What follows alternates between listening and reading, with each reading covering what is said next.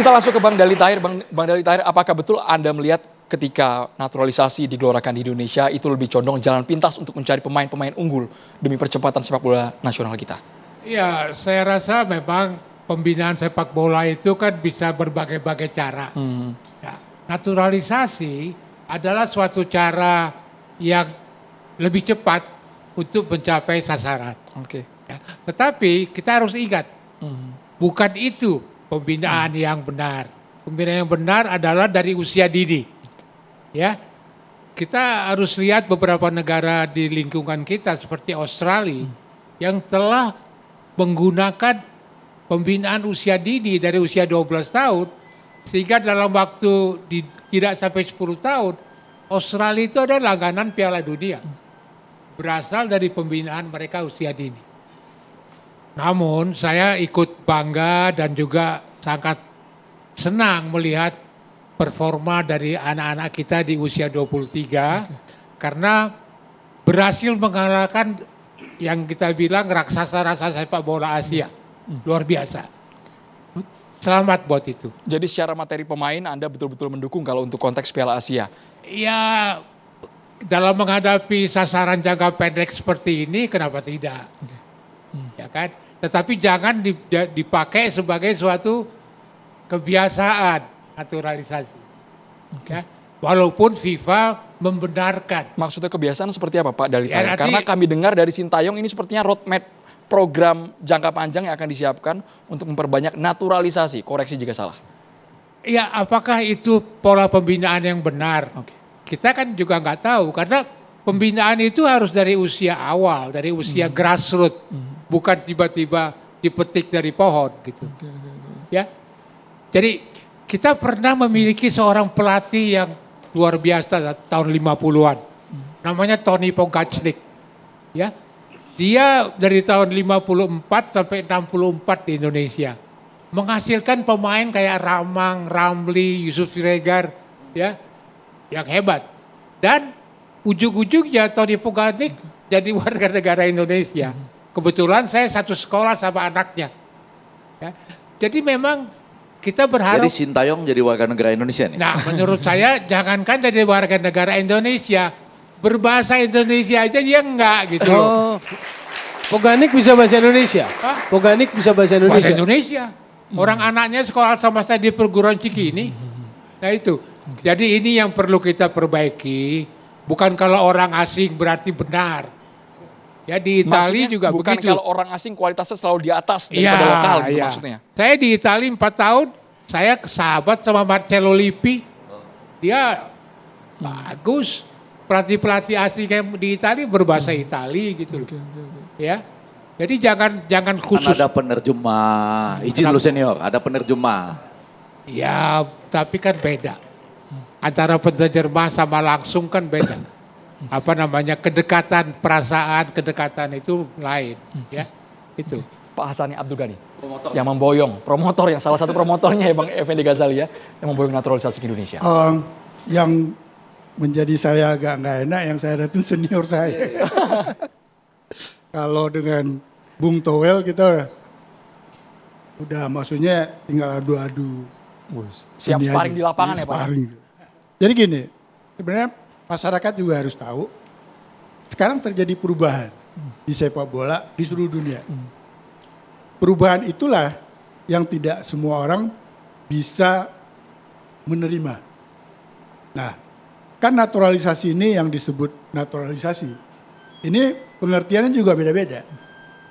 Pengertian yang sebagian saya tangkap sampai malam hari ini, termasuk dari judul yang kita buat malam hari ini, itu seakan-akan naturalisasi itu orang asing kita Indonesiakan. Maka itu terjadi di zaman Gonzales, pemain yang bermain di liga kita, warga negara asing, karena kita lihat bagus, di Indonesiakan. Secara undang-undang dia boleh, kalau dia sudah 5 tahun berada di negara tersebut. Nah, naturalisasi yang kami pegang, yang kebetulan saya memulainya, itu kita tidak memilih pemain asing, tapi anak-anak Indonesia yang telah berpergian ke luar negeri, yang disebut diaspora, itu kita ajak pulang kembali. Ternyata tidak mudah, nggak ada yang mau saat itu. Maka saya waktu itu terbang ke Belanda meyakinkan mereka. Nah, lalu timbul katakan, oh itu dibayar segala macam. No, tidak ada bayaran. Karena setahu saya, setiap pemain yang diaspora yang kami panggil, itu dia bermain di Indonesia, itu karena love, cintanya. Okay. Contoh, Sandy Walsh. Sandy Walsh itu diajak oleh Irlandia, dia menolak. Karena kakeknya berpesan satu hari, kamu harus pulang ke Indonesia. Membela negara aku, kata kakek. Itulah yang terngiang pada diri dia, dan dia akhirnya memilih Indonesia. Walaupun cukup lama dia menunggu 4 tahun. Shane Patinama, orang tuanya meninggal muda karena tabrakan. Karena dia selalu dibawa nonton oleh orang tuanya, dia bilang satu hari kamu main untuk Indonesia apabila ada opportunity itu. Jordi Amat, ini orang yang pertama saya urus.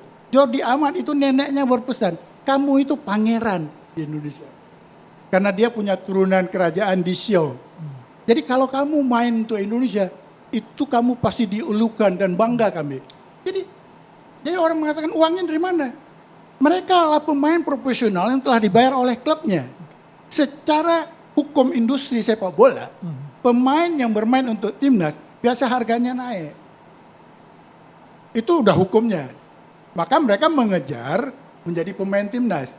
Nah, pemain timnas itu kan kita harapkan pemain seorang yang terbaik yang ada di sepak bola. Kualitas di atas rata-rata? Di atas rata-rata membela negaranya. Okay. Dan itu memenuhi syarat. Maka saya katakan tadi, kalau naturalisasi masih dipikir orang asing kita Indonesiakan, itu telah terjadi dulu Gonzales. Okay. Mungkin ada Beto segala macam. Ini anak Indonesia yang ada di luar negeri, contoh kayak anak saya. Anak saya besar di New York. Masa dia nggak boleh pulang bela suatu hari? Kejam bener nih negara. Maaf, saya bukan kontra kepada naturalisasi. Tetapi kita berbicara mengenai pola pembinaan sepak bola. Ya, itu yang utama. Naturalisasi itu kan ad hoc, sementara, sasaran antara. Tetapi yang perlu kita pikirkan adalah bagaimana membina usia muda di Indonesia ini untuk menjadi suatu hari pemain nasional yang unggul. Boleh saya itu Bang ya? Sorry Bang ya. Langsung pembinaan ya Bang. Jadi gini, pembinaan itu kan sudah terjadi. Mungkin ada salah cara membinanya. Ya, karena kita banyak kali SSB, ada 3.000 SSB seluruh Indonesia. Tapi itu kan nggak terbina dengan baik. Maka hari ini kita tidak menghasilkan produk yang bagus. Berbeda dengan Brazil. Brazil itu akhirnya memproduksi pemain yang begitu luar biasa. Akhirnya mereka melahirkan pemain-pemain yang baik. Maka kenapa lahir yang namanya sistem yang dibuat oleh FIFA lewat artikel 9 dan artikel 7? Okay. Karena membendung, kalau tidak di seluruh dunia pemain Brazil ya itu dibendung. Nah, kaitannya apa? Pemain yang sekarang membela timnas Brazil itu rata-rata tidak bermain di liga lokal. Okay. Ada di luar negeri. Hal sama dengan Belanda. Nah, hari ini kita juga kalau kita ambil perumpamaannya, ini anak diaspora bermain di luar, kita panggil. Tapi gini ya, sebelum terlalu lanjut, persentasenya juga masih belum tinggi-tinggi amat. Nah, saya setuju dengan Abang, pembinaan harus nomor 1. Itu tanggung jawab federasi. Tetapi, dengan ada pancingan sekarang kita berada di level yang seluruh bangsa hari ini bangga, termasuk tadi malam walaupun kita kalah dengan Uzbekistan, seluruh daerah yang kita lihat pejabat nggak pernah ada di bola atau udah poster di mana-mana. Banyak kan poster pejabatnya daripada pemainnya. Daripada pemainnya. Tutup semua pemainnya Bang. Itu kan euforia yang timbul lewat tadi pemain yang digodok oleh STY, sorry Bung Toel, yang digodok oleh STY melahirkan yang namanya U23 yang bisa mengalahkan yang selama ini kita susah kali sentuh. Bung Toel. Oke.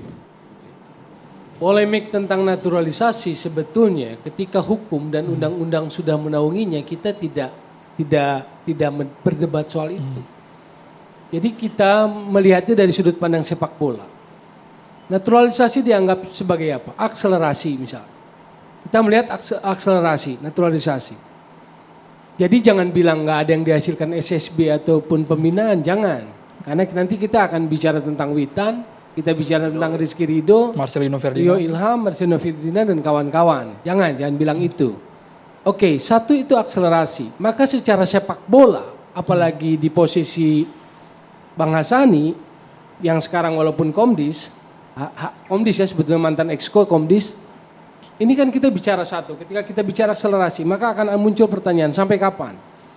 Seberapa banyak? Apa artinya kompetisi? Kan begitu.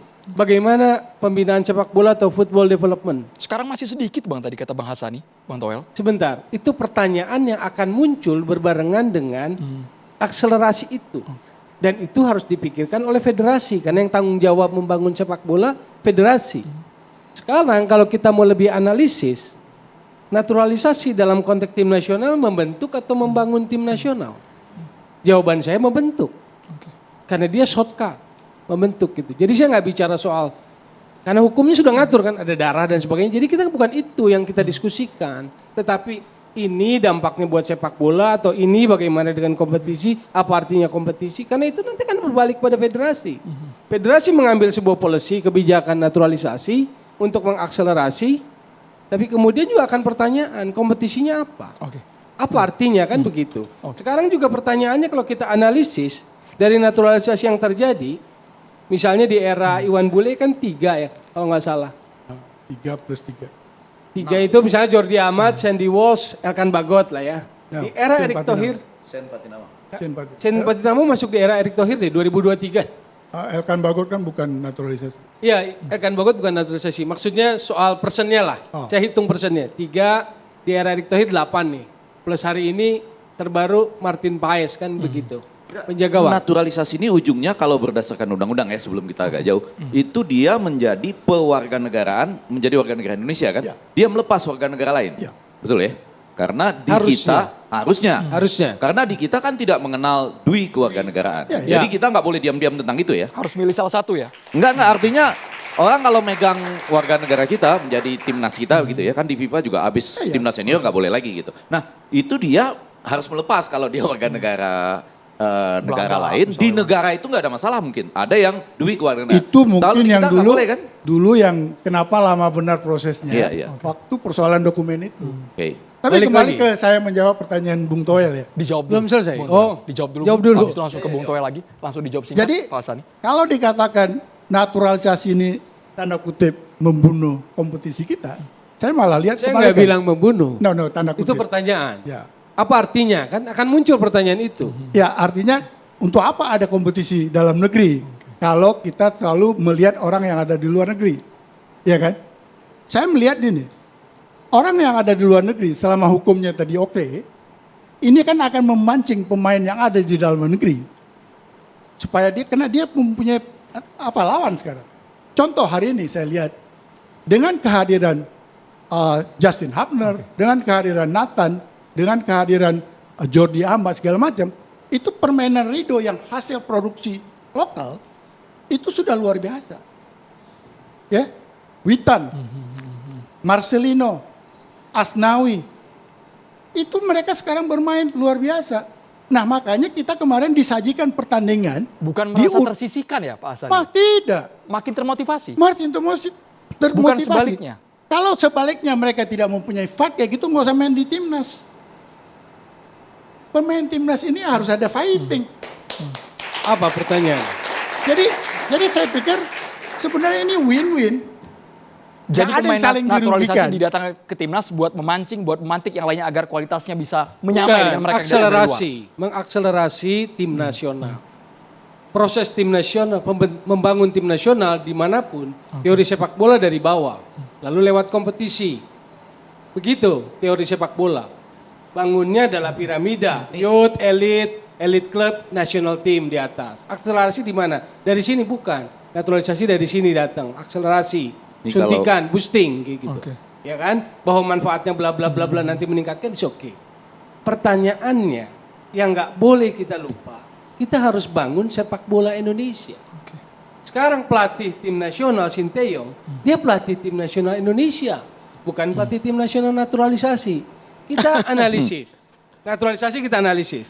Sejak tahun lalu lah yang gampang. Kan naturalisasi sudah masuk. Lawan Irak 5-1, kalah 5-1 di Basra. Naturalisasi ada nggak? Ada kan? 5 main situ. Jadi tidak jaminan ya Bung Toel? Ya, lawan Filipina 1-1. Oke. Maksud saya, bahkan event naturalisasi pun tidak akan bisa langsung mengubah situasi. Sebentar. Kapan berubahnya?